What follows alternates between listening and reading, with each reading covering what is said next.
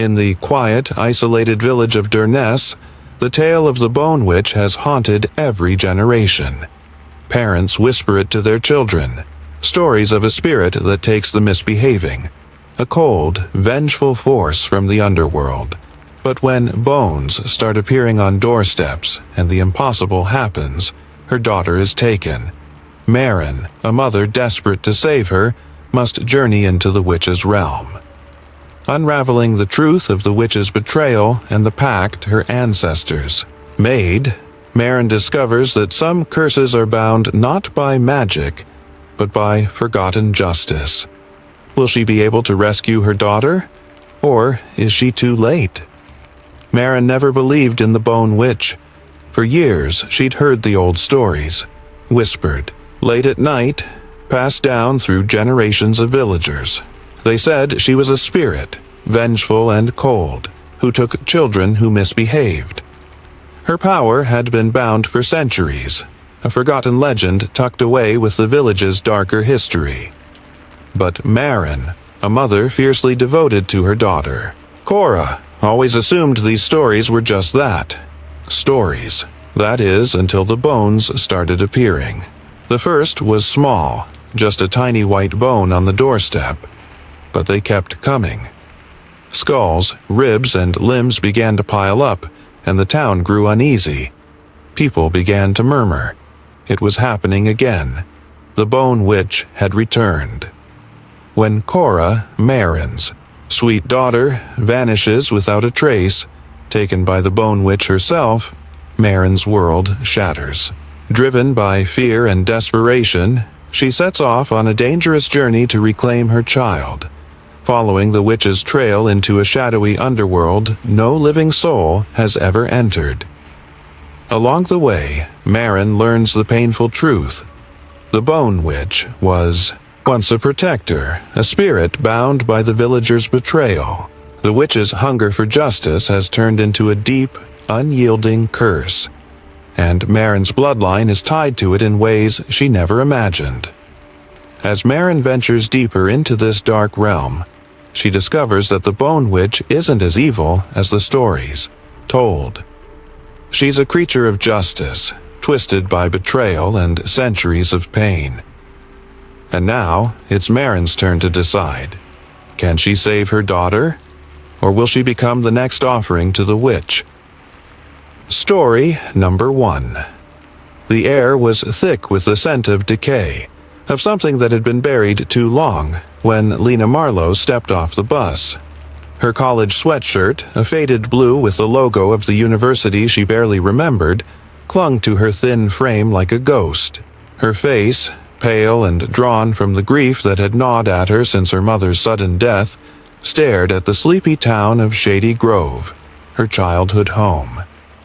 It had been a year since she left for school, leaving behind the memories of a life that had once been filled with warmth and love. But now, all that remained was a house that felt too large, too empty, and a mother's grave that never felt truly hers. Her mother had died under mysterious circumstances. No one was ever sure if it was natural causes, an accident, or something darker, but Lena knew better than to ask questions, not with the way people in town avoided her gaze or hurried past her whenever she came home.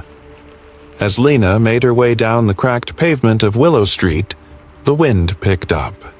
It whispered through the trees, but there was something off about it, like it was trying to speak, but the words were caught in the breeze.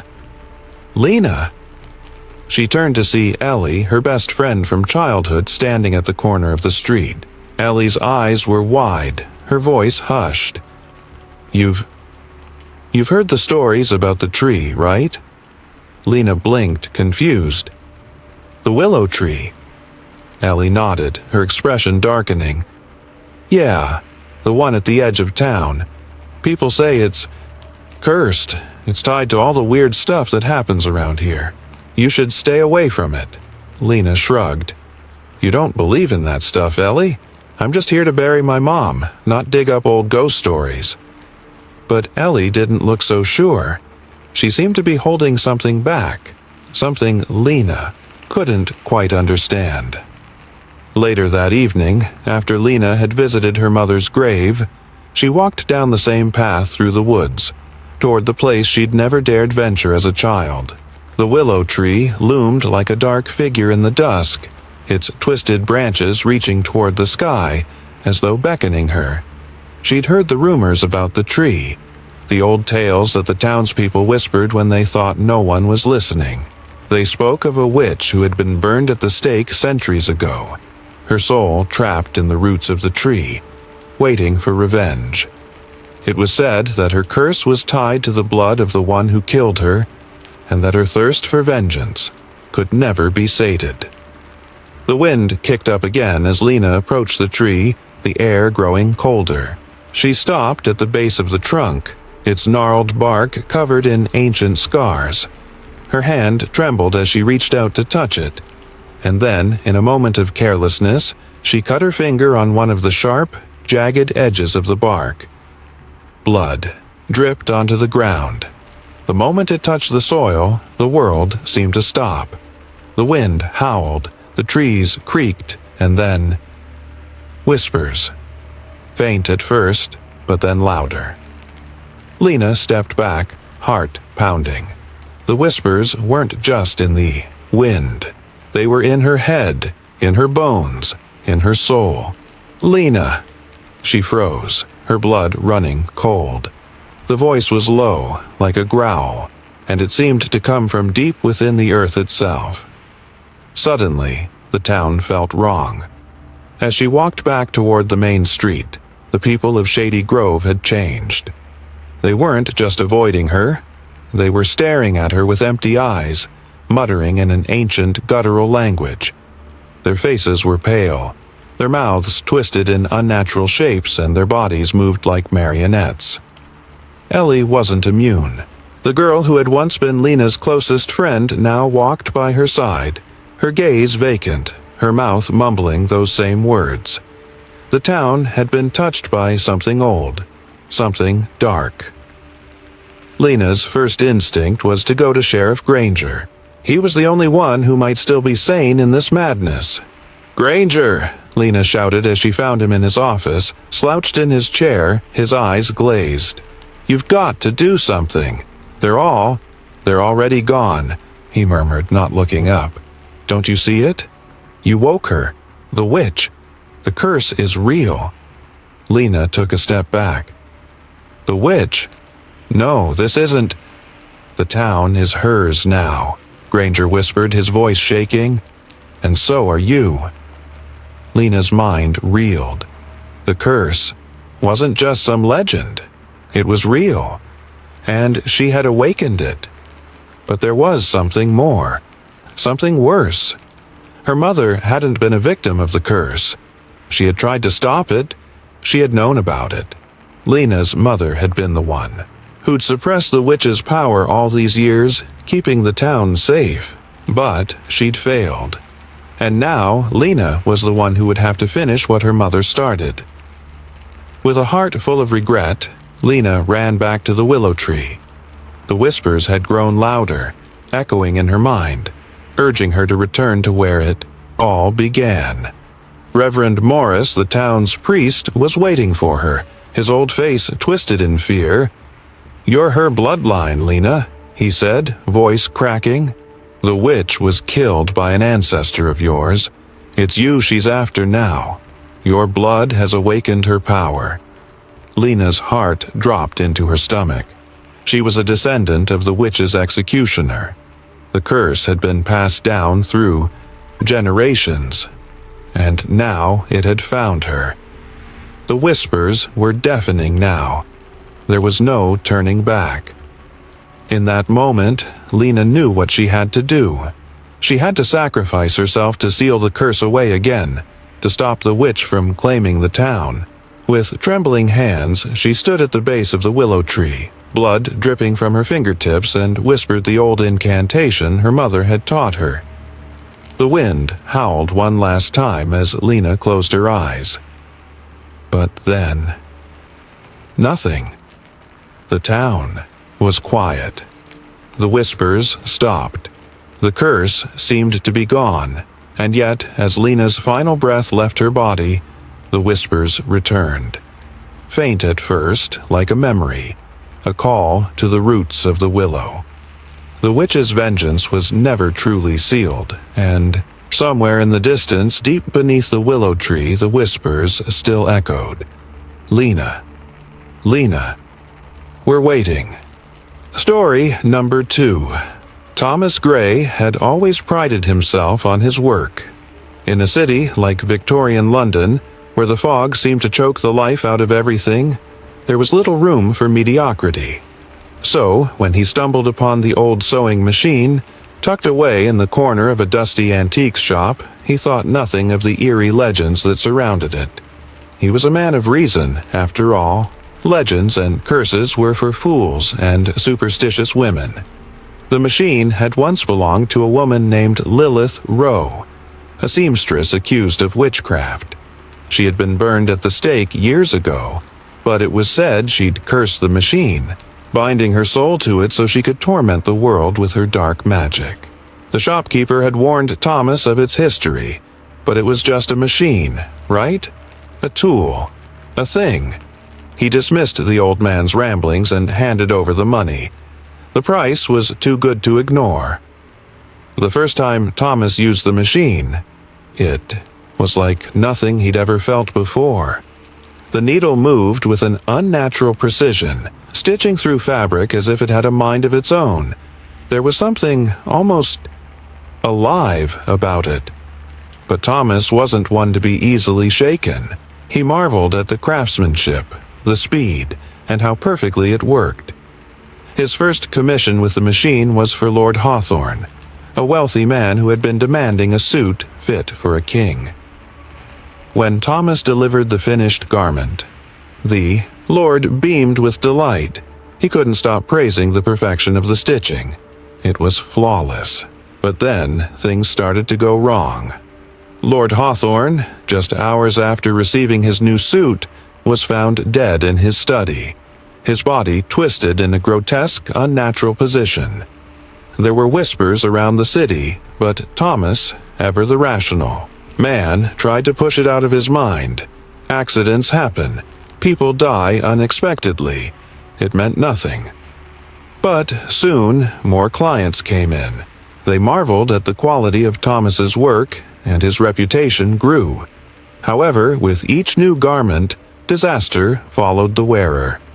A woman wearing a beautifully tailored dress fell ill with a fever so intense it burned her to the bone. A gentleman who had ordered a coat met with a tragic accident, his carriage crashing into the Thames. As Thomas's fame spread, so did the bodies. Each person who wore a piece of his work seemed doomed to a violent, untimely death. At first, he thought it was a coincidence, but the more he worked with the sewing machine, the more the strange occurrences grew. He could hear it now, every night as he stitched in the dark, faint whispers drifting from the machine. One more. One more. Stitch, Thomas. Stitch for me. It wasn't his imagination. The machine had a voice, a low, crooning voice that filled his mind when the lights went out. It whispered instructions, commands. Stitch tighter, faster, perfect. Thomas's obsession deepened. He couldn't stop.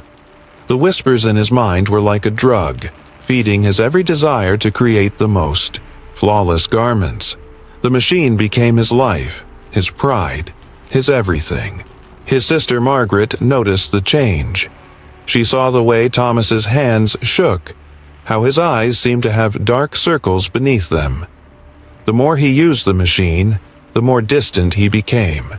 He would lock himself in his shop for days, ignoring her pleas to take a break, to rest.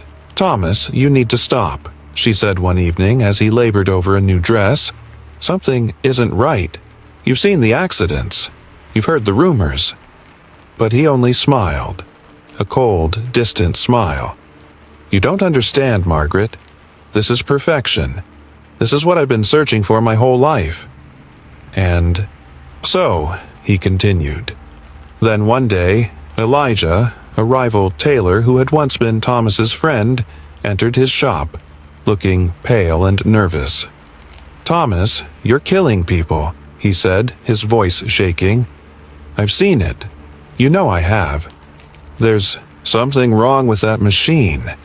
You need to stop before—" But Thomas interrupted, his eyes wild. "You don't understand. The machine doesn't kill them. It makes them better. It makes them perfect. Don't you see? It's a gift." Elijah tried to warn him, but Thomas didn't care anymore. He was beyond reason. His mind had become as stitched together as the garments he created, bound to the machine, to the curse, to the witch who whispered in his ears every night. Then, one evening, it happened. As Thomas worked on a delicate gown for a noblewoman, he felt a presence behind him. He turned and his heart stopped. There, in the corner of the shop, was a woman. But she wasn't a living woman. She was pale, with dark eyes that seemed to pierce through him. She was stitched together. Her skin seemed to be held in place by the same thread that ran through his garments. It was Lilith Rowe. Her voice was a whisper, almost sweet. "You've done well, Thomas. So many bodies, so much death. You've fed me." His heart raced. No, this isn't. It isn't real. You can't be." "Oh, but I am," she interrupted, stepping closer. "You've bound your soul to mine, Thomas, just as I bound mine to the machine. We are one now.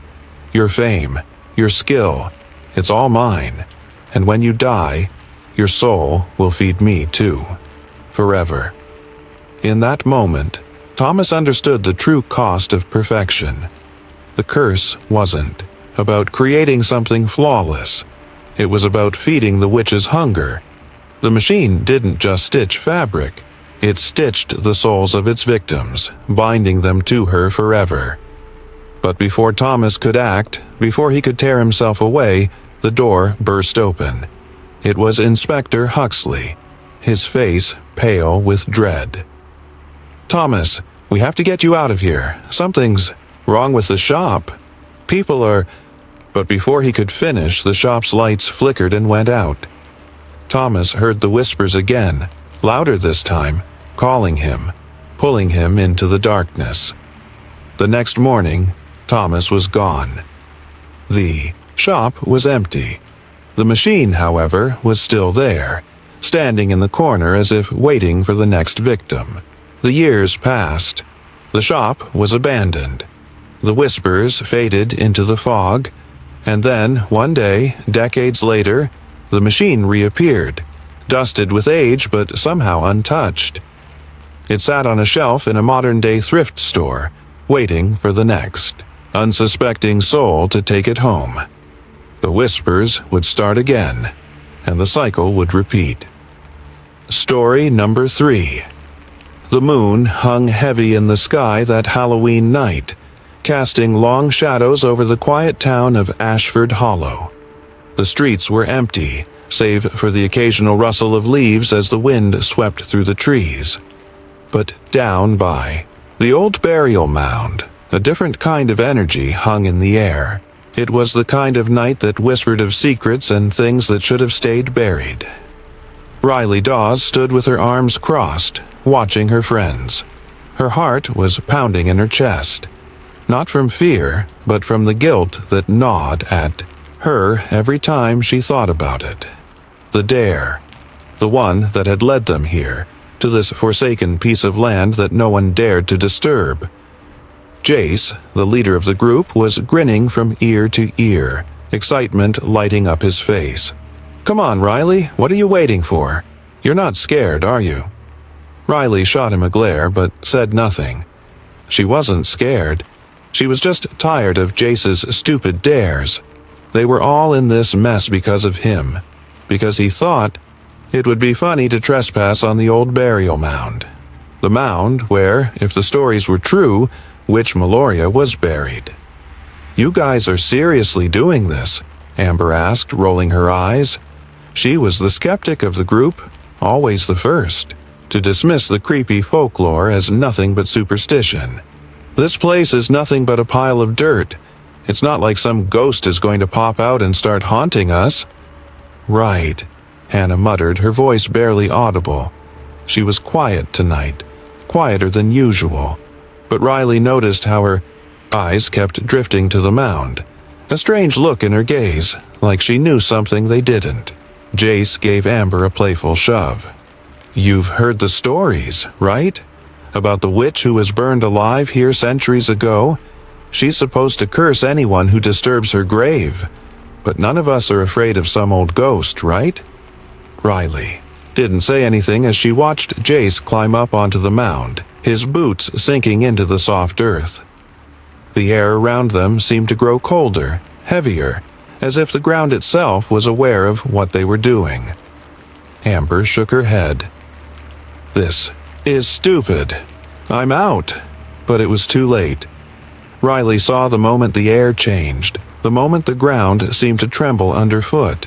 Jace, with his usual cocky grin, reached down to swipe at the stone marker near the top of the mound. "Let's see what's under here," he laughed, moving a loose stone aside. That's when the whispering started. It was faint at first, barely audible over the wind. But then it grew louder, as if the earth itself were speaking to them, calling them. Riley froze. She could feel it, the wrongness of it. Her heart skipped a beat, and a cold shiver ran down her spine. The whispering seemed to come from all directions, filling the night air with a low, guttural murmur. And then everything went black. Riley's eyes snapped open. She was lying on the cold, damp ground, the smell of earth and decay filling her nostrils. Her head ached, and her vision was blurry. She sat up, looking around at her friends. They were all there, though disoriented, sitting up with confused expressions. Jace was the first to speak, though his voice sounded off, low, distorted. "What the hell just happened?" Amber shook her head.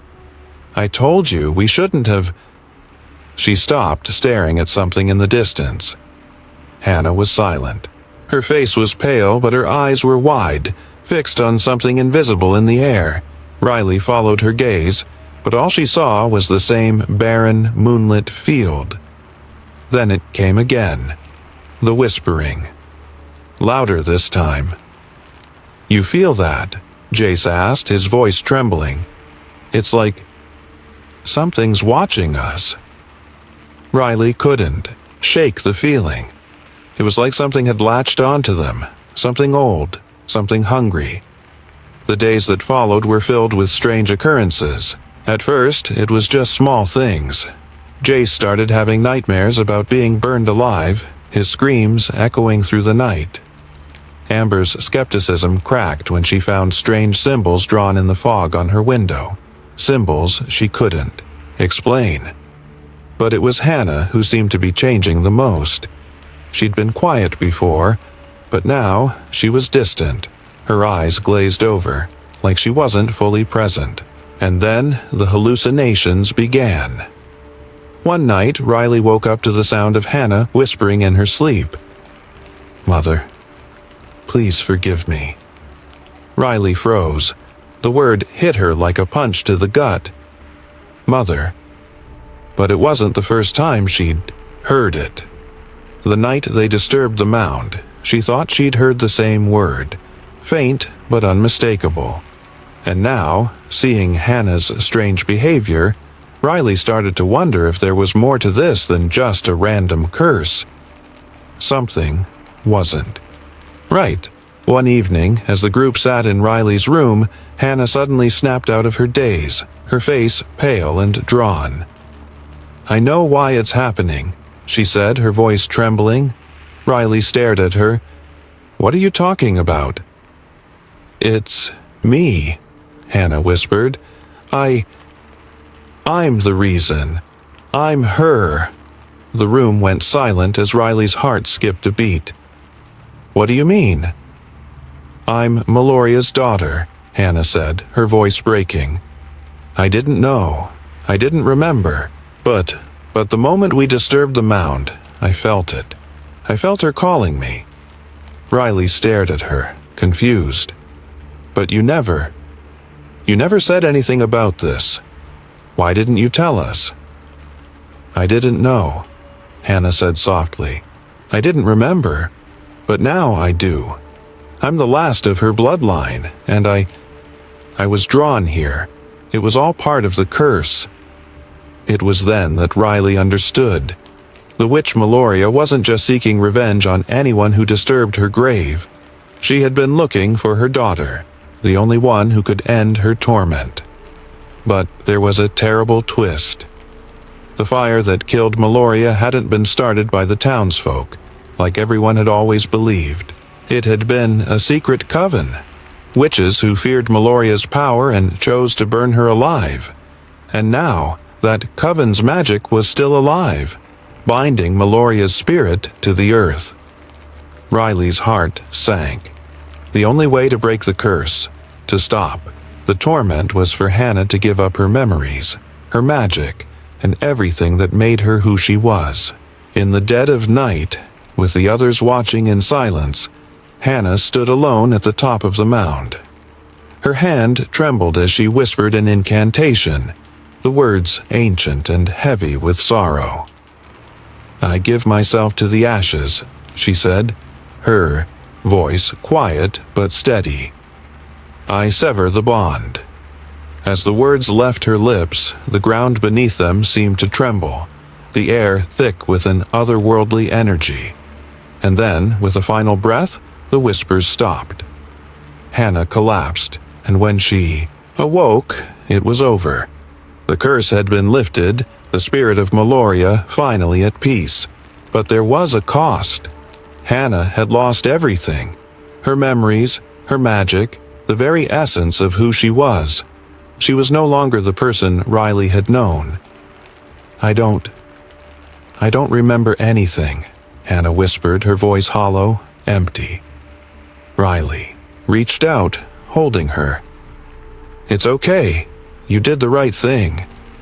But even as they walked away, leaving the mound behind them, Riley couldn't shake the feeling that something was still watching.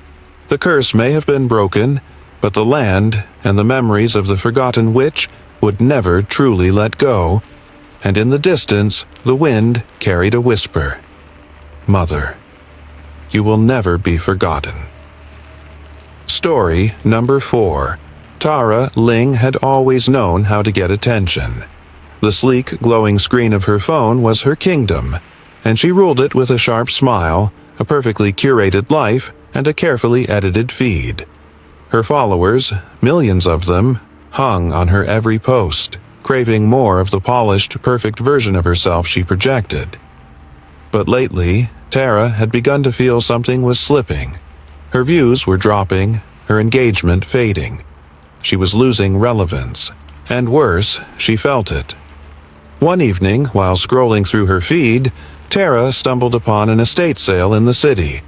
The description promised all sorts of antique treasures, old furniture, vintage jewelry, and a rare ornate mirror.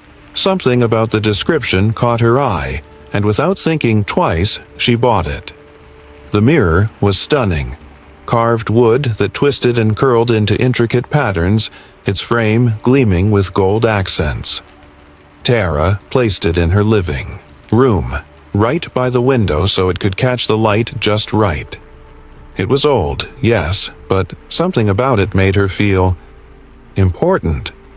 It was the kind of thing a real influencer would have, something unique. Jake, her boyfriend, raised an eyebrow when he saw it. It's old, really old. Are you sure about this? Tara waved him off. It's perfect, Jake. Just look at it.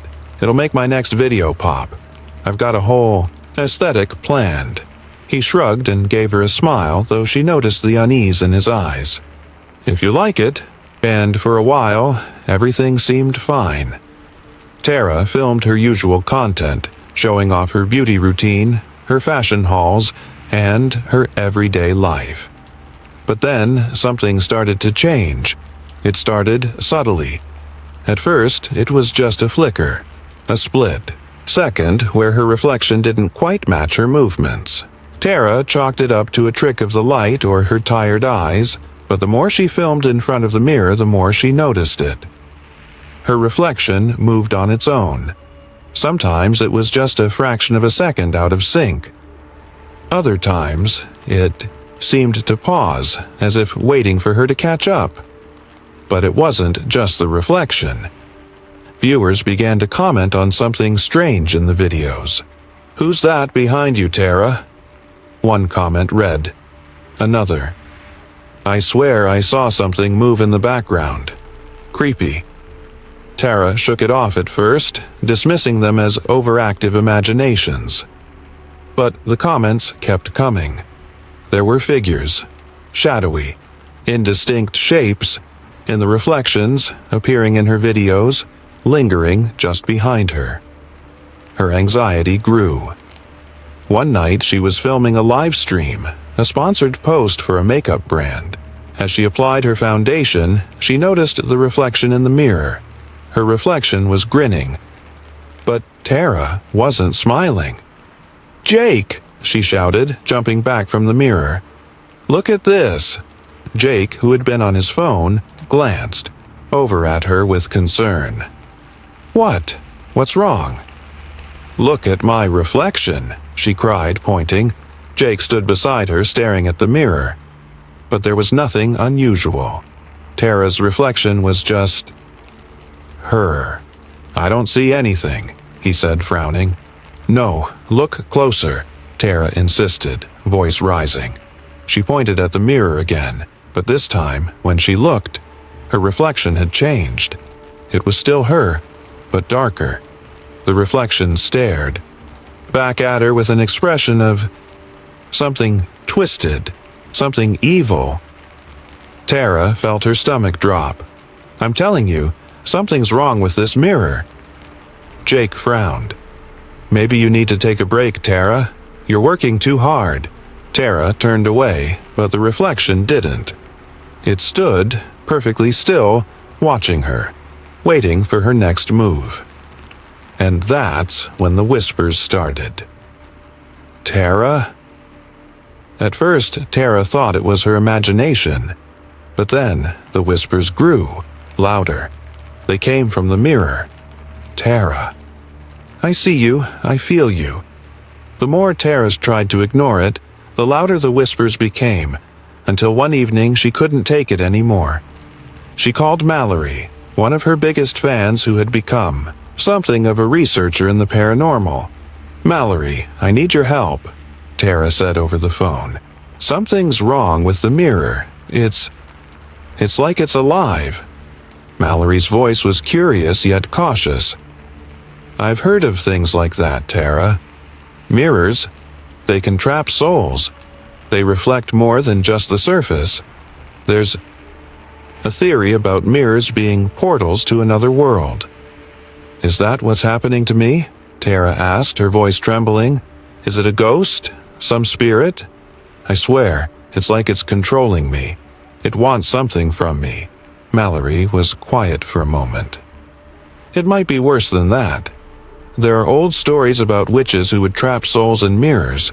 They use them as prisons, feeding off their power. You need to find out who owned that mirror before you." Tara's heart raced. She started researching, scouring the internet, and it didn't take long before she uncovered something chilling. The mirror had belonged to a woman named Vespera de Lune, better known as the Mirror Witch. Hundreds of years ago, she had used the mirrors she crafted to trap souls, creating a reflection of herself in each one. These mirrors were said to be portals, not just to another world, but to other identities. Those trapped could never escape, forced to live in a realm of glass, forever reflecting but never truly existing. And the most terrifying discovery? Vespera had made one fatal mistake. She had trapped herself in one of her mirrors. But not just her soul. She had hidden her darkest desires, her evil side, in a reflection, a version of herself that lived in the glass. And now, Tara was her perfect match. Tara's blood ran cold as she pieced it together. The reflection wasn't a ghost. It was Vespera. The mirror witch was using Tara's mirror as a way to reach out. She wasn't just haunting it, she was alive in it, feeding off Tara's life force, manipulating her every move. And Vespera wanted something else. She wanted Tara's body. "Tara, I am so close," the whispers hissed one night as Tara stared into the glass. "We are the same now. You'll be perfect. You'll be just what I need." The reflection began to smile again, but this time, it wasn't just Tara smiling. It was Vespera. Tara tried to leave. She tried to destroy the mirror, but it wouldn't break. No matter how much she hit it, the glass remained intact. And the whispers, they never stopped. That's when she realized the horrible truth. There was only one way to end this, to break the curse. Tara took a deep breath. She had no choice. If she didn't do it, Vespera would take her life, her real life, and replace her. She had to leave a version of herself behind. Tara stepped in front of the mirror one last time. Her reflection smiled at her, and then Tara stepped into the mirror. No one noticed the difference. To Jake, to Mallory, to her followers, she was still Tara Ling. Perfect, beautiful, always the same. But the reflection, the one trapped behind the glass, it was gone. The witch had taken her place.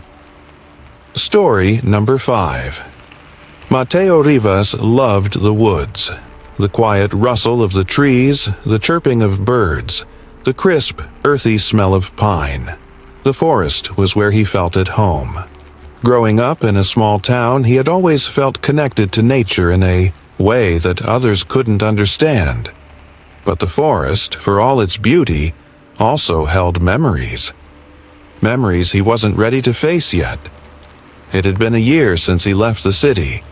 A year since he'd come to work as a camp counselor at Hexwood Lake. He was hoping the change of pace would be enough to help him forget what happened. The accident. He'd buried that part of himself deep as the roots of the trees around him. But as summer approached, it felt like it was all coming back. The lake, once a popular destination for campers, had been drained for maintenance. The town said it was part of an effort to clean it up, but Mateo and the other counselors knew something felt off. The water had been gone for weeks, leaving behind only a muddy, desolate shoreline. It was on the day they decided to check it out, to prepare for the campers arriving soon, that they found it. At the center of the lake bed, buried in the muck, was a stone.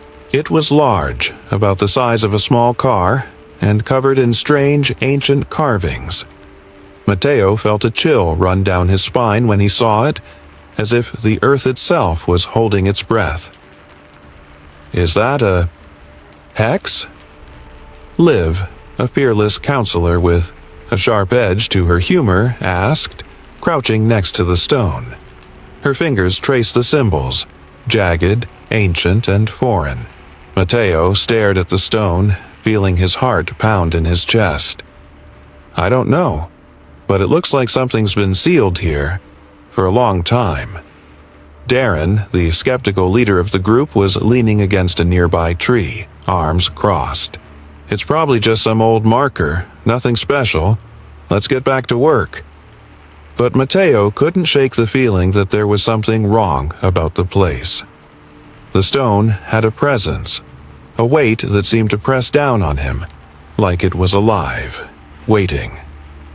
That night, after a long day of camp preparations, Mateo lay awake in his tent, staring up at the canvas. The air felt thick, almost suffocating. The moon hung heavy in the sky, casting long shadows over the camp.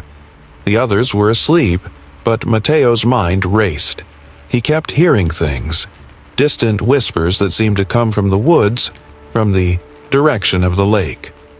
The whispers were soft at first, but soon they grew louder. Matteo sat up, his heart pounding. He knew he should ignore it, but curiosity, and something darker, pulled him toward the lake. He grabbed his flashlight and made his way down the trail, the woods eerily quiet around him. When he reached the lake bed, he saw it. Liv, standing by the stone. Her eyes were wide, her hands trembling as she stared down at the carvings. "Liv? What are you doing here?" Matteo asked, his voice shaking. She didn't respond at first. Then, slowly, she turned to face him, her expression strange, distant. I heard something. It's calling me." Matteo stepped closer, his breath catching in his throat. He could see it now. Something was moving beneath the surface of the stone, like the ground itself was alive. A scream echoed through the woods. It was Nora, a young camper, running toward them. She was breathing heavily, her face pale with fear. "Something's in the woods," she gasped. "Voices, calling my name.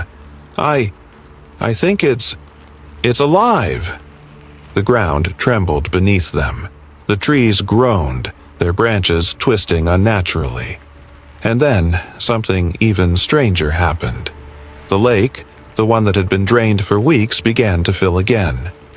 Slowly at first, like the earth was hesitating, and then it surged upward, as if the water itself was being pulled back into the lake. "What the hell is happening?" Darren's voice cracked, his disbelief giving way to fear. The trees began to bleed. Not in the way a living thing would bleed, but in the way the land might bleed if it were wounded.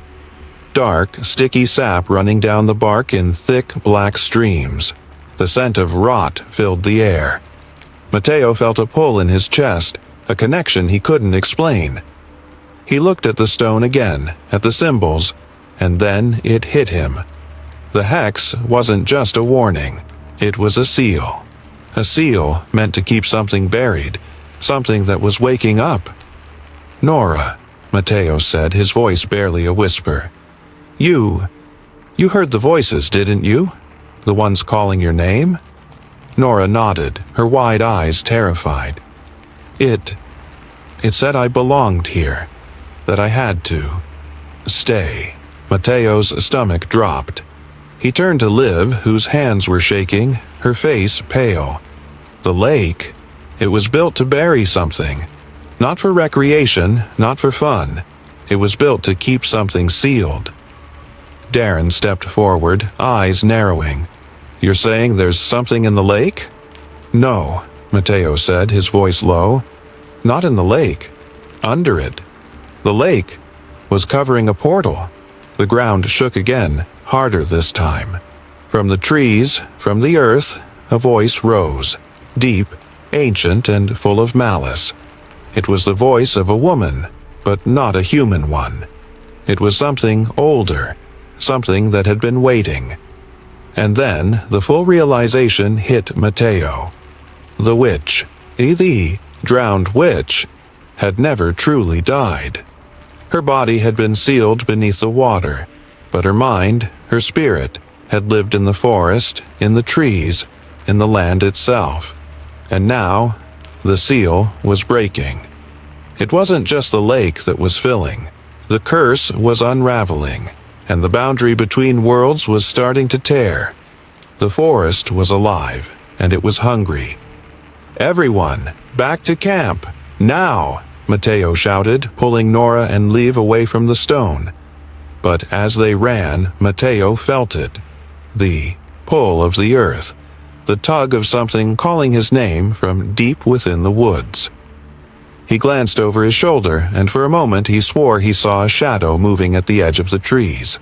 An outline, tall and thin, with eyes that gleamed, like glass. They made it back to camp, but Matteo knew it wouldn't be enough.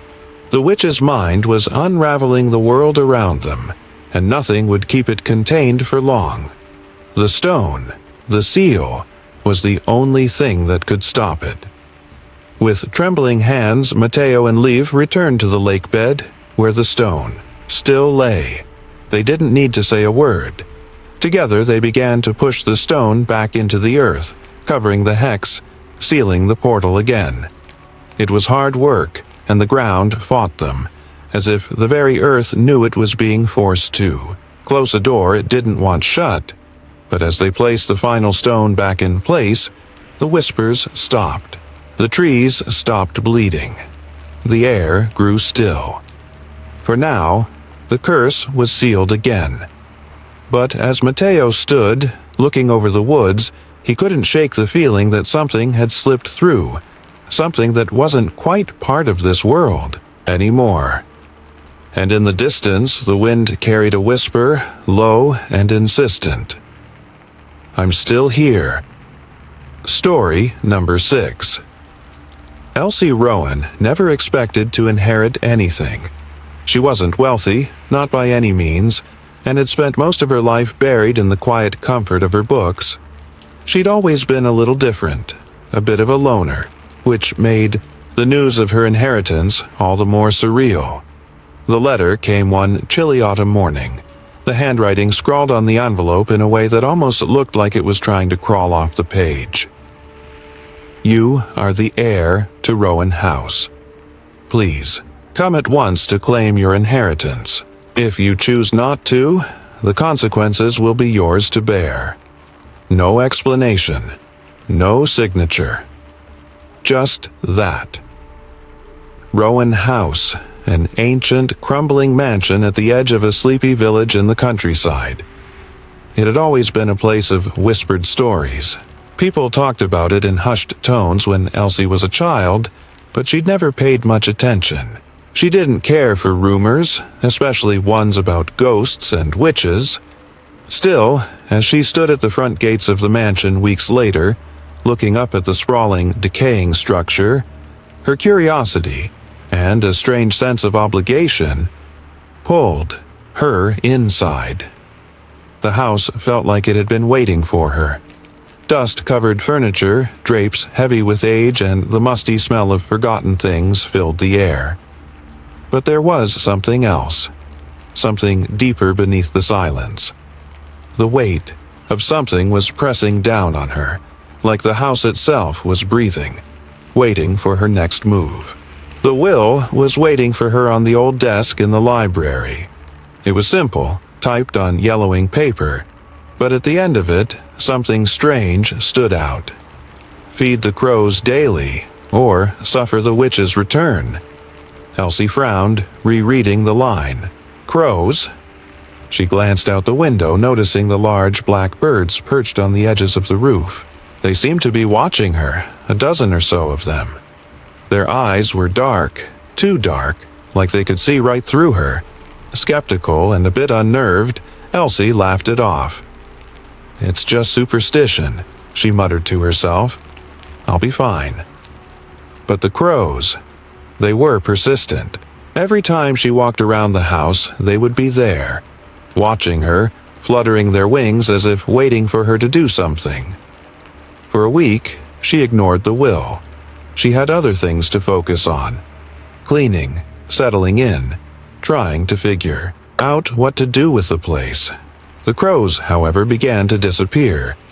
It wasn't until the bleeding started that Elsie began to worry. It began in the hallway.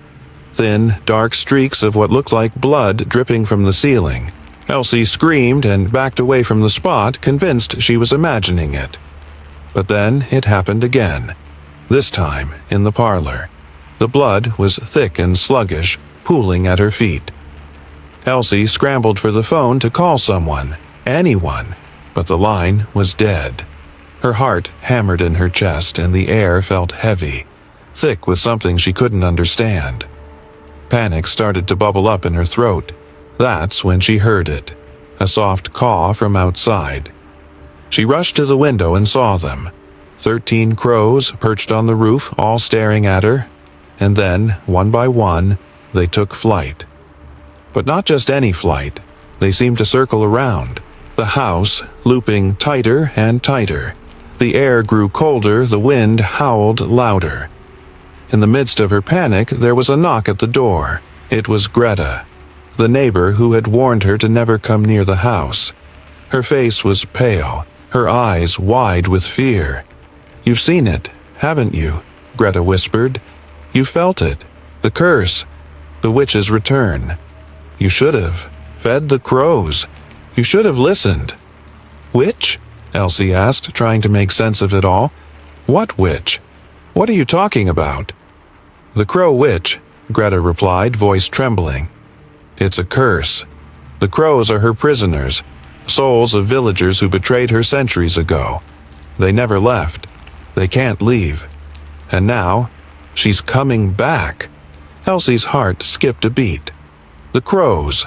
They weren't just birds. They were something else. Something tied to the house, to the curse. "Your father," Greta continued, her voice growing quieter. "He was part of it. He was the one who helped seal her away. That's why the crows are so drawn to you. You're connected to the curse. You are the key." Elsie's head spun. Her father had never mentioned anything like this. What was Greta talking about? But before she could ask more, the air seemed to thicken again. The crows circled overhead and the house groaned in a way that was almost alive. Suddenly, the attic door creaked open. It wasn't normal. It wasn't just the wind or the house settling. Something was moving in the attic. Something that had been waiting, just like the house had been waiting for her. Elsie took a deep breath, feeling the weight of her father's secret pressing down on her. The witch's return. The curse. Her bloodline's connection to it. It was all too much. She stumbled up the stairs, drawn to the attic, knowing somehow that she had no choice. When she reached the top of the stairs, she hesitated, staring at the door, and then she opened it. The attic was cold and the air was thick with dust, but in the center of the room, in the farthest corner, was a figure. It was a woman, standing in the shadows, her eyes glowing like embers. Her hair was long and tangled, and her skin was pale, almost translucent. She was beautiful and terrible, and for a moment Elsie couldn't breathe. The witch, the Crow Witch, smiled. "I've waited so long," the witch whispered, her voice both sweet and sinister. "I see you've finally come. You've come to set me free." Elsie's knees buckled. She felt the floor beneath her begin to tremble. The witch reached out, her fingers long and sharp. "You will become one with me," the witch said, her voice growing louder, more commanding. "You are the new witch now. You are my heir. The crows will serve us. They will feed us. And when the last soul falls, the curse will be complete." The crows filled the air, swarming around her, their wings beating so loudly that Elsie could hardly hear herself think. And then she understood. Her father had tried to seal the witch away, but the curse had never truly ended. It had waited, patiently, for the right time. For her. Elsie was the key, the one who would awaken it, the one who would inherit the witch's power. With a heavy heart, Elsie stepped forward, her mind screaming at her to run, to fight, but her body betrayed her. She raised her hand, and the crows swooped down, wrapping around her like a cloak. The witch's voice filled her mind. "Now you will lead them. Now you will be me." And as the witch's power consumed her, Elsie felt herself change. She could feel the pulse of the land, the souls of the villagers trapped within the crows, and something else, the deep, cold hunger of the curse, stretching out into the world. When it was over, when the last echo of her humanity faded, she stepped back into the light and the crows took flight. Story number 7. Ivy. Callow never liked the whispers. It was something the kids at school always talked about, just loud enough for her to hear, but not quite loud enough for an adult to catch. The witch's teeth, they called them. Small, white, Bone charms hidden in pillows meant to protect children from nightmares. They were ancient, some said, passed down through generations, though none could remember where they came from. Everyone just knew they had to keep them. If they didn't, the nightmares would come, and so would the witch. It all started when Ivy's younger brother Theo found his. It wasn't anything special, really. Just a small charm, about the size of a pea, carved from bone and worn smooth with age. Mrs. Wren, the old midwife who lived next door, had given it to him when he turned 7, along with the warning, "Sleep tight, Theo. The witch is always listening." At first, Ivy had dismissed it as superstition, like the stories that adults always told about the forest or the lake, a way to keep kids from wandering too far. But then, one evening, Theo threw his charm away. It was the night before the harvest festival, and Ivy had found him outside near the creek, staring down at the small bone piece, his fingers hovering over it. "What are you doing?" she'd asked, a little concerned. Theo didn't answer right away. He simply looked at her, as though weighing something heavy inside his young mind. Then, with a defiant tilt of his head, he tossed the charm into the creek. "Don't need it," he said with a scowl. "I'm not scared of any witch." The next morning, Theo was gone. Ivy thought it was a joke at first, or maybe just another one of his disappearing acts. But when the hours passed and Theo didn't come home, when the village gathered in panic and the search parties started spreading out across the fields, Ivy felt the weight of something cold and old descend on her. The witch. Ivy's heart raced, but she didn't have time for fear. She had to find Theo. She had to find out what happened. Mrs. Wren was the first person to help her. The old woman had always been kind, though there was always something unsettling about her gaze, like she knew things no one else did. "You've lost him, haven't you?" Mrs. Wren said when Ivy ran to her house, her voice low and knowing. "Theo has done what none of us should, thrown the charm into the creek, and now the witch has him." "But he's my brother," Ivy cried, grabbing her by the sleeves. "Where is he? Where has she taken him?" Mrs. Wren's face softened. "The witch's teeth are not just charms, child. They're bindings. You keep them in your pillow and she can't reach you in your dreams. They are a pact with her, a promise to keep you safe from what she craves. Without them, you're exposed." Ivy's stomach twisted. "You mean, the witch is real?" Mrs. Wren nodded gravely. "Aye, and she feeds on children's dreams. When they're weak, when they're afraid, that's why we give them the teeth, to keep her from taking them." "But Theo, what happened to him?" Ivy demanded, her voice thick with panic. "Theo didn't just lose his charm," Mrs. Wren explained, her voice dropping to a whisper. "He broke the pact. The witch's soul. It scattered, spread, across the dreams of hundreds of children. Her power is in those dreams. That's why you must keep the teeth. If you break the pact, the witch can come, and she'll take whatever is left." Ivy felt the weight of her next words. "How do I find him?" The old midwife looked at her with pity. "You don't. The witch takes what she wants. But if you're willing to do what no one else has dared, you can stop her." "How?" Ivy asked, desperate. "You'll need to speak to Mayor Halter," Mrs. Wren said, her eyes darkening. "He is the keeper of the village's oldest secrets. He knows the truth about the witch, and he knows how to break the pact." That's when Ivy understood.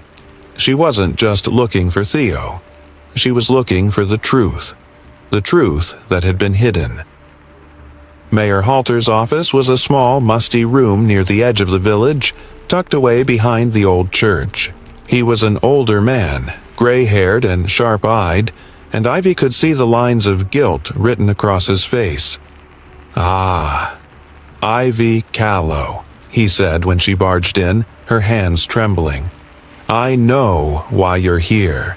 You want to bring your brother back, but there's no simple way. Not anymore. Tell me, Ivy demanded, her voice trembling but firm. Tell me how to get him back. The mayor sighed, leaning back in his creaky chair. We made a pact with the witch long ago, child. Your ancestors did. She's been here, watching over us for generations. We keep the pact, and she keeps her distance. The teeth are the only thing keeping her from taking us. But once you break it, once you toss away the charm, he trailed off, shaking his head. You can't just undo it. Ivy clenched her fists, frustration bubbling up. Tell me what to do. Mayor Halter's voice grew low and secretive. The witch's power is in the dreams of the children. She has been feeding on them for centuries. Theo's dreams, too. He is lost to her now, and unless you act quickly, you will lose him forever. You need to break the dream chain. You must take back the teeth. Ivy didn't fully understand what he meant, but she knew what she had to do. The teeth were the key, the only thing that could stop the witch. She had to find the other charms, the other bindings, before the witch became whole again. That night, Ivy stayed awake, the fear gnawing at her. She heard whispers on the wind, faint voices in the dark, the witch's call. And then, in the dead of night, the dreams began. It wasn't just Theo she saw. It was all of the children, hundreds of them, all trapped in their dreams, their faces twisted in fear, their eyes pleading for help. The witch's voice echoed through their minds. Ivy could feel it, her presence everywhere.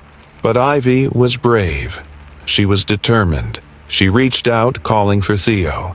"I'm here," she whispered, and the world around her shattered. The next morning, the village was still. There was no sign of Theo, and no sign of the witch. But Ivy knew something had changed. The pact had been broken, and the children's dreams were now all linked, trapped in the same nightmare. And Ivy, she had become part of it. The crows watched from the trees, their dark eyes glistening. Story number 8. Dr. Emery Vale wasn't one for superstition. She had spent her career studying the ocean, its creatures, its mysteries, its cold, unyielding logic. The sea followed rules. It didn't care for myths. Or, at least, that's what she'd always believed until she found herself standing on the edge of the water in the small coastal town of Durness, her boots sinking into the wet sand as the tide rolled in. The town had been plagued with drownings. Every few days, another body washed ashore. The locals whispered about the sea witch, the one they'd executed centuries ago. They said she was coming back. They said she had returned to claim her vengeance. Emery wasn't sure what to think. She was here to investigate, to get answers. A marine biologist, not a believer in curses or myths. But when she examined the bodies, when she saw what the coroner saw, things started to change. The victims' lungs weren't filled with water like she expected. They were filled with sand and brineweed. Sand and brineweed. The tide seemed to pull at her as she walked down the beach, the wind biting at her face. She'd lost her own daughter a year ago, drowned in a freak accident. Her grief still felt fresh, raw. But Emery wasn't here for that. She was here to get to the bottom of this, to prove that there was a natural explanation. The sea didn't have a soul. It didn't do things out of malice. But the more she looked, the more she realized she was wrong. Something unnatural was happening here. Something old. Something connected to the town itself. Captain Briggs was the first person to speak of the old stories. "You don't know this town, Dr. Vale," he said, his voice gruff as they sat in the dimly lit tavern one night, a pint of beer in his hand. "We've been living with the witch's curse for as long as anyone can remember. The drownings, they're just the latest in a long line of offerings." "Offerings?" Emery raised an eyebrow, skeptical. Briggs nodded. Hundreds of years ago, the people here, my ancestors, sacrificed innocent lives to the sea. They believed it would protect the town, keep the storms away, keep the fish coming. They threw their own into the water, one by one. You've heard of the witch, haven't you? Emery paused, the words taking root in her mind. I've heard rumors. They say she was a healer, a witch who cursed the town when they executed her. But it's just a story, right? A myth. Briggs sighed, shaking his head. It's no myth. You see, Dr. Vale, the witch, she was the first to refuse, the first to stand against the town, and that's when they turned on her, accused her of dark magic. But she wasn't just any witch. She was tied to the sea itself, and when they burned her, they made a deal with it, a pact. They swore to sacrifice to the sea, and it would spare the town. But that pact's been broken for years now, and the sea remembers. The words weighed heavy in Emery's chest. And the drownings. You think they're part of this pact?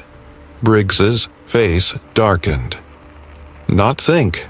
I know, and it's getting worse. There's a woman in town, Leona. She's a priestess. She knows more about the old ways than anyone. If anyone can help, it's her. Leona was a tall woman with pale, weathered skin and eyes that seemed to see through Emery, as though she could sense the grief that hung around her like a storm cloud. She lived in a small cottage on the edge of the town, surrounded by herbs and strange trinkets. When Emery arrived, Leona didn't greet her with a warm smile or polite words. She just looked at her for a long, unsettling moment. The sea has called, Leona said quietly, and now it wants payment. I'm not here to feed the town's superstitions, Emery said, trying to keep the edge out of her voice. I'm here to find answers. The bodies, the sand, and the brineweed. What is this? Leona's lips pressed into a thin line. It's the witch's curse. She was not just a woman. She was a vessel for the sea's will. Her soul scattered across the waters, in the waves, in the sand. And when the town betrayed her, the sea took its toll. The sacrifices were meant to keep the witch asleep. But the bloodline, the pact, it's been breaking for years. Emery's pulse quickened. You mean the witch's spirit is still alive? Her soul is scattered, living in the water, in the very currents of the sea. She feeds on the souls of the drowned. And when the sea demands more, it doesn't care who is sacrificed. The words hit Emery like a cold slap. She could feel her pulse quicken, a tightening in her chest. You're saying the witch is causing the drownings? Leona nodded slowly. The sea is waking. It needs justice. It demands payment. And those who refuse to sacrifice, those who fail to appease her, they're marked. Theo, Emery whispered, the memory of her daughter's face flashing in her mind. Her daughter was dead, drowned in an accident. But now she understood. The sea had taken her too. Leona's gaze softened, and for the first time, Emery saw a flicker of sympathy in the woman's eyes. Your daughter was not the first, and she won't be the last. Emery knew then what she had to do. The town's elders, the mayor, they knew. They had always known. The pact had been kept in secret for generations. They'd chosen who would die, who would be sacrificed. But now the witch had come for her, for everyone, and Emery could feel it deep in her bones. The ocean was angry, and it was going to take more than just a few more bodies to stop it. It was time for a reckoning. The sea roared that night, crashing against the rocks as Emery stood at the edge of the water. Leona stood beside her, silent, watching the tide pull at the shore. I offer myself in penance, Emery whispered, her voice carried away by the wind. for what my ancestors did, for the pact they broke." Leona placed a hand on her shoulder. "It may not be enough. The sea always takes more." Emery didn't care. She had to do this. She couldn't stop the ocean, but maybe she could buy the town some time.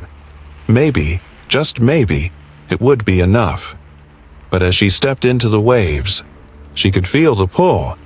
It wasn't just the sea, it was the witch. The witch was waking. As the water rose, pulling her under, the sky darkened. The town watched from the shore, helpless as the sea swallowed everything. And then, the waves began to crash louder.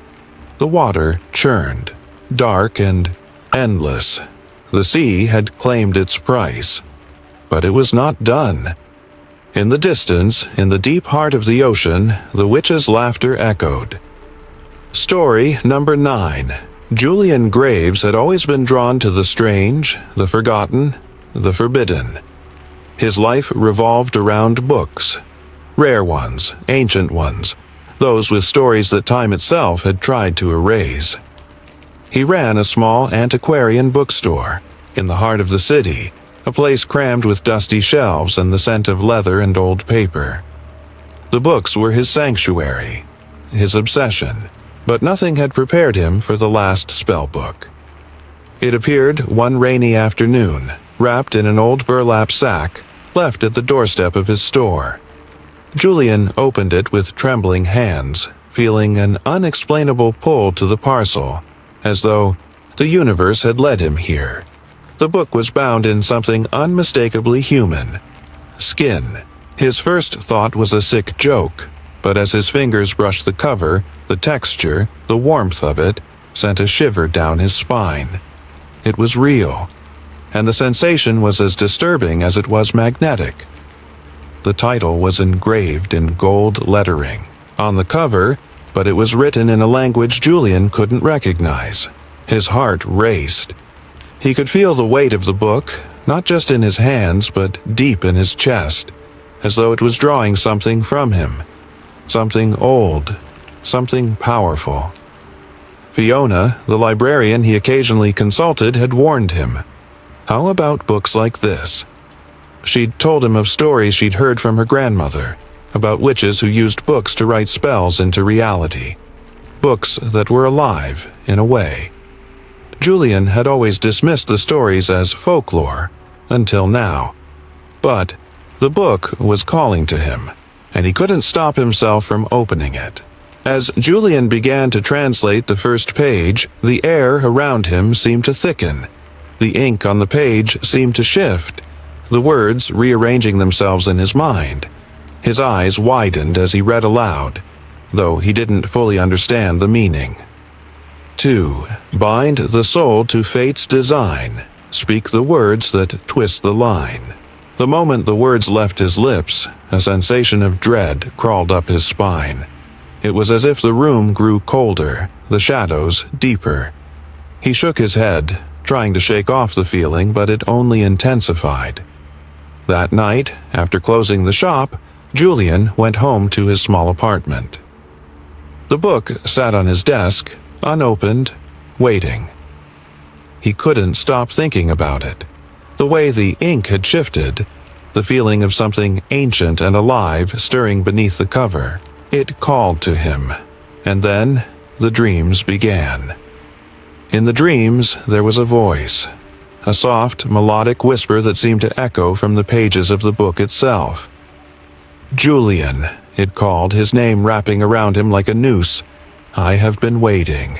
You will finish what was started. Each night, the voice grew clearer, more insistent.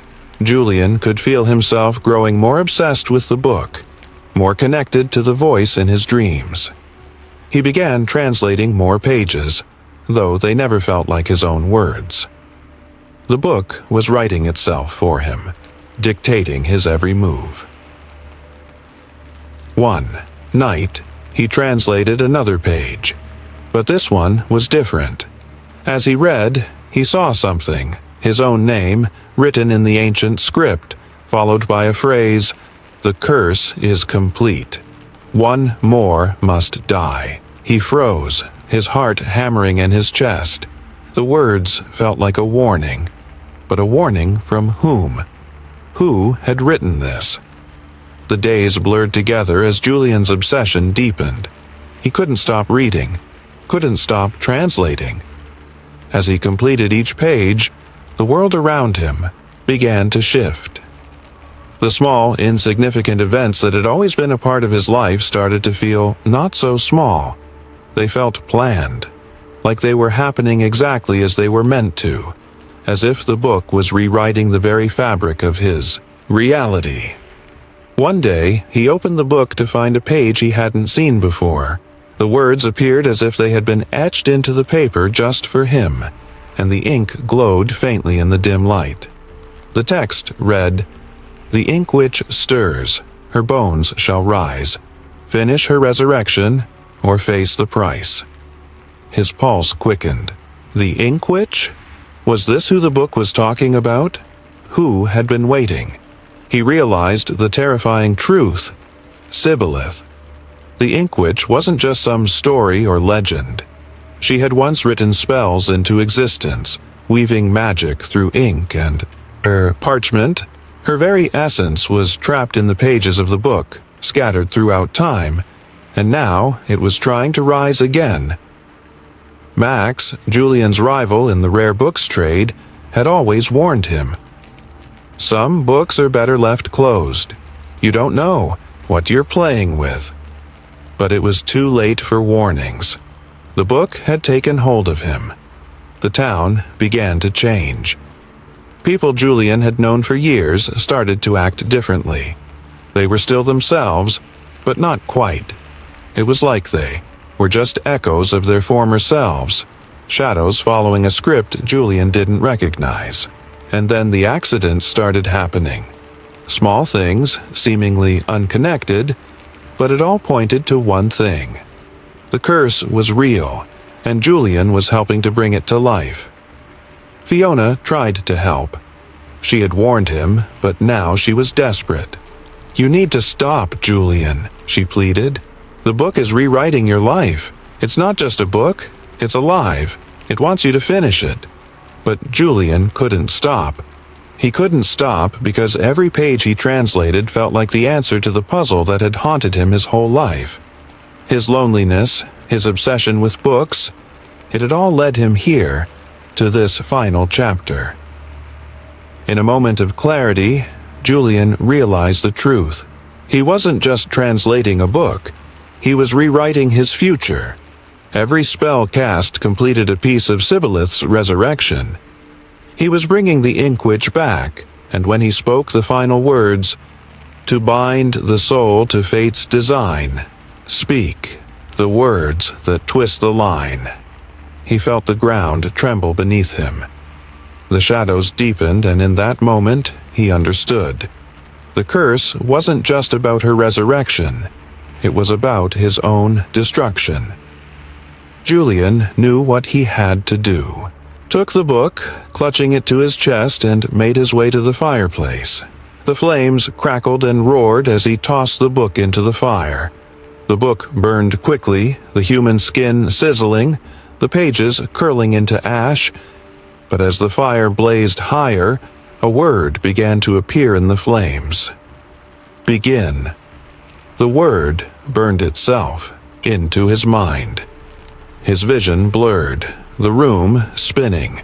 The world around him seemed to fold in on itself, as though the fire had opened a door to something else, something infinite. And then it all went black. Story number 10. Marin had always been told stories about the Bone Witch. They were the kind of tales whispered in the corners of kitchens, spoken in hushed tones by the fire when the wind howled outside. It was the kind of legend that parents used to scare children into behaving, to keep them from wandering too far from the village to make sure they didn't stay out too late. "She takes the bad ones," Marin's mother had warned when she was little. "The ones who disobey, the ones who wander too far into the woods." Marin had grown up with those stories, just like the others. She had always assumed they were just stories, nothing more than old folklore. After all, her mother had died when she was young, and no one had ever seen the Bone Witch for themselves.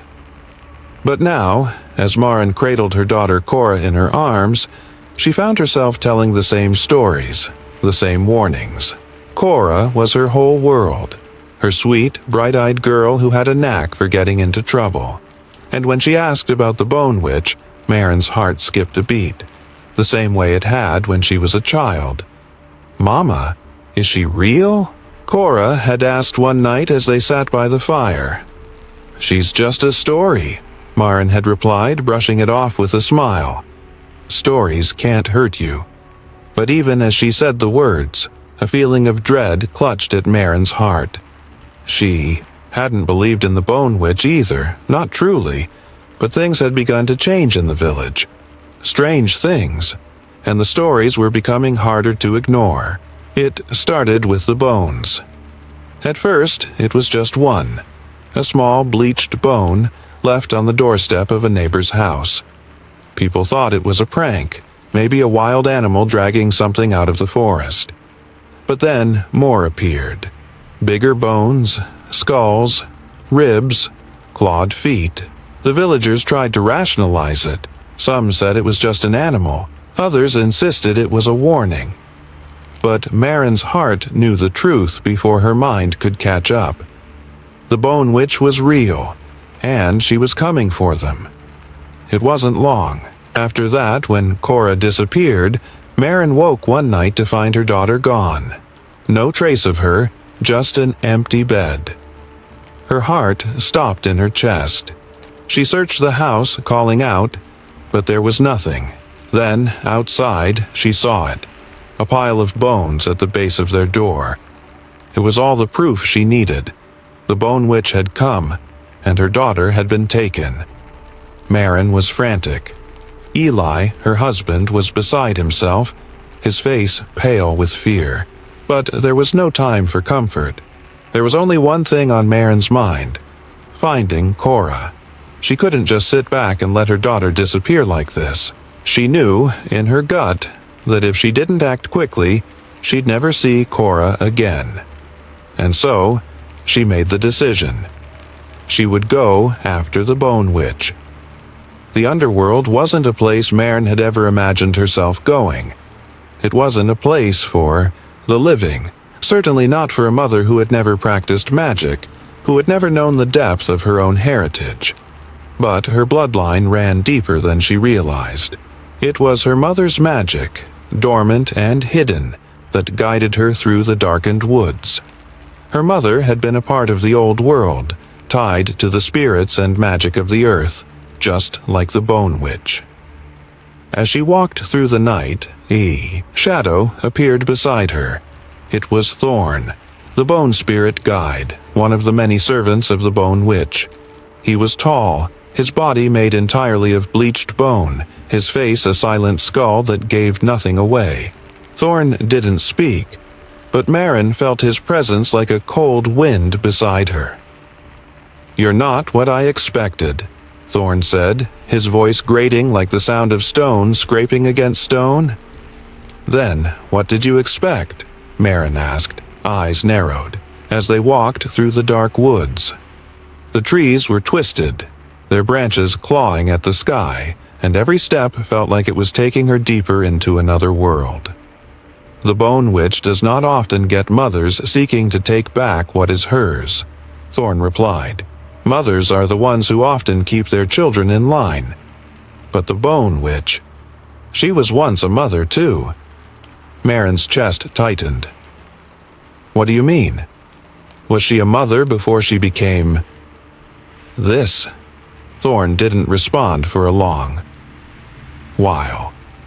When he did, his voice was soft, almost pitying. "She was betrayed. The village, your village, once came to her for protection. She was a spirit, a protector of the land. But when the villagers betrayed her, when they killed her, it was the beginning of the end." Maren swallowed hard. She had no idea what to make of this. She had heard the stories, but she had never understood the true nature of the Bone Witch. She had always thought of her as a dark figure, a monster who took children to punish them for their parents' failures. But now, as the path twisted before her, she realized something. The Bone Witch wasn't evil. She was justice, a punishment for a betrayal that ran deeper than the villagers knew. When Marin reached the Bone Witch's realm, the air was thick and cold, suffused with the scent of decay. The ground was made of dry earth and old, brittle bones. And there, standing in front of her, was the Bone Witch herself. She was tall, her skin pale and cracked like dry parchment, her eyes glowing faintly in the dark. The Bone Witch's voice was soft, like a whisper of wind through the trees. "You have come, Mother. What is it you want?" "My daughter," Marin said, her voice steady despite the fear twisting in her stomach. "I want her back." The Bone Witch tilted her head, studying Marin. "Your daughter, the one who was taken. She is now mine. She is with me." "No," Marin said, shaking her head, desperation flooding her chest. "You don't understand. She's mine. She's my child." The Bone Witch stepped closer, her bones clicking as she moved. "And what if she wants to stay with me? What if she sees me as her mother now? What if she has chosen to stay by my side, as I once chose to stay by the side of those who betrayed me?" Marin's breath caught in her throat. She could feel Cora's presence, but it was faint, distant. Her daughter's voice echoed in her mind. "I want to stay, Mama. I want to stay." Marin felt her heart break. She had come so far, had fought so hard. But in the end, Cora had chosen a different path. The Bone Witch wasn't the monster she had imagined. She was something more complex, something more tragic. Marin returned to the village alone, her heart heavy with the weight of her loss. The Bone Witch had marked her, left a symbol on her skin, a mark of bone and ash. It would never fade, a reminder of the pact she had failed to keep. The villagers, unaware of the truth, continued their lives as though nothing had changed. But Marin knew better. She would never forget the Bone Witch, or the daughter she had lost to her. And sometimes in the silence of the night she could still hear Cora's voice, soft and far away. "I want to stay. Do you believe in curses? In the power of forgotten justice?" Watch this chilling story unfold, and join Marin in her fight against the curse that binds her family. Will she be able to save her daughter, or will the Bone Witch take another soul? Don't miss out. Hit that subscribe button and turn on notifications to follow the full story and see what happens next.